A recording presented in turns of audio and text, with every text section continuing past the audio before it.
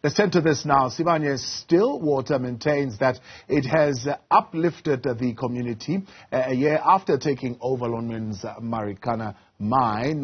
Tomorrow marks 11 years since 34 striking miners were gunned down by police near the facility. For all this, we're joined now by AMCU's organisational development head, Krister Janse van Rensburg. Krister, good to have you, and thank you very much for your time. So Sibanye Stillwater saying, well, if you look carefully at what we have done, we have shared value, we have uplifted the community that is facing hardship. So by and large, we've taken a huge risk even as a business. So we are on the right side of history when it comes to this particular matter. How does AMCU view what the company has done so far?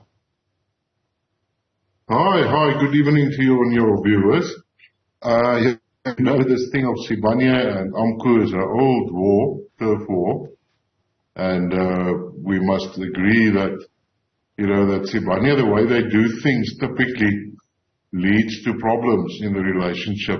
We've been trying to rebase the relationship over a number of years, but we are battling. Even though we are making strides, we've made strides with the wage negotiations recently. We are also busy again looking at possibly extending the gold wage agreement. So there's a lot of operational issues that we tend to find each other on. But this issue of Marikana, the legacy, the way that it was acquired, Lonmin, when it was still Lonmin, you know, it leaves a lot to be desired. And we are still battling to find each other on that one. Have you interrogated the Marikana renewal program that was launched in 2021? And how sustainable that program has been? And what are some of the positive features that you are seeing in place beyond the tragedy?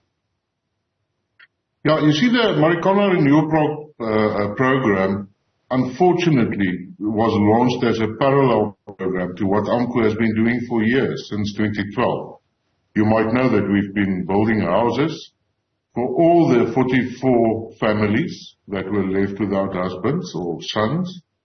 We've been investing in the community around there. As a trade union, with the little funds we have, we've done quite a lot. And here comes what we like to call the Great White Hope, and they want to come and fix everything all of a sudden with a huge PR budget, and you know, just after they've acquired it. And in fact, I was telling another comrade that one must actually take off your hat for them. They've turned this around and turned it into a PR spin machine that makes them look very good, whereas they have done very little actually in the short time that they've had as compared to AMCU.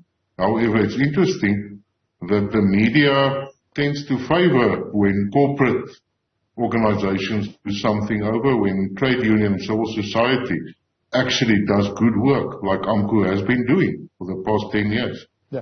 So for you, I mean, what would have been an appropriate approach to this renewal process?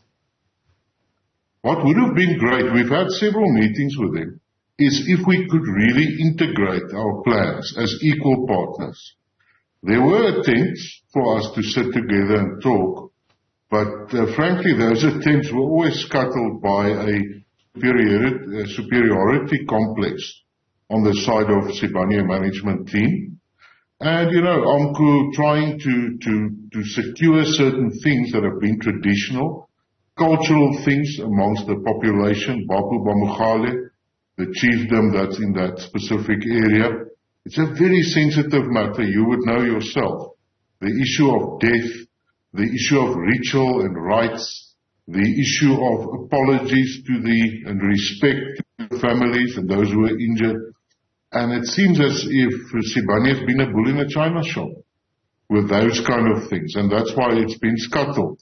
However, I must, as I said earlier, their PR machine has been very good to make things look well. They've always hosted their memorial lecture, or what they call their commemoration, online, because their CEO, Mr. Vroneman, is usually in the United States of America. And they always hire high-profile people to come and speak there. I believe it was Gift of the Givers comrade who we have a good relationship with, who graced him this year. Last year it was Archbishop Thabo Mugaba, which is also a good friend of AMCU. So, yeah, I think they're trying their best. Yeah. Unfortunately, it's not a integrated approach. Yeah.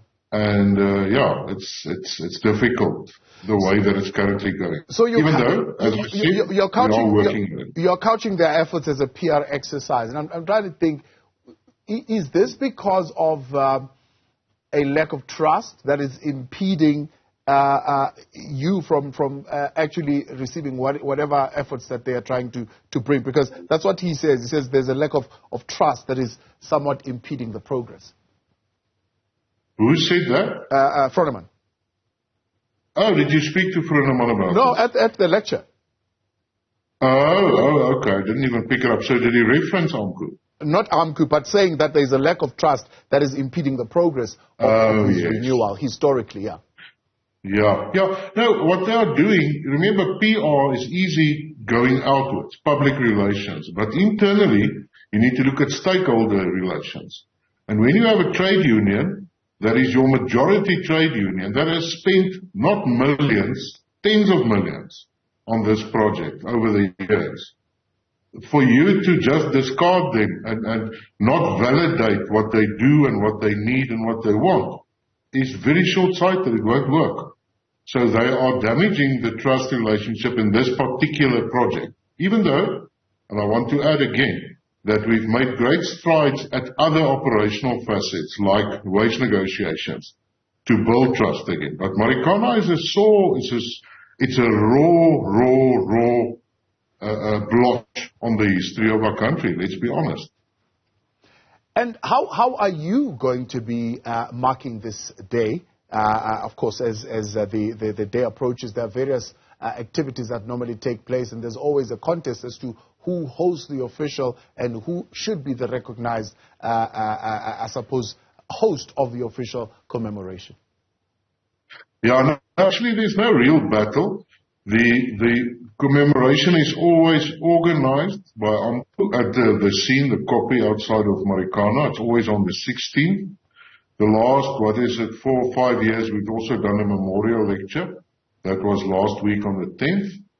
Tomorrow we're expecting a big crowd. We're looking at about 30 to 40,000 people attending. We have numerous dignitaries who come.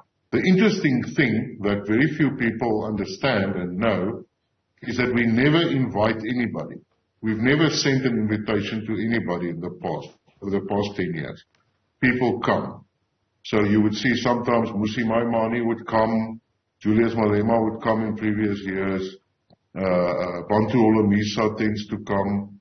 So there's a number of people who have a soft spot for the workers at Marikana who come to this event.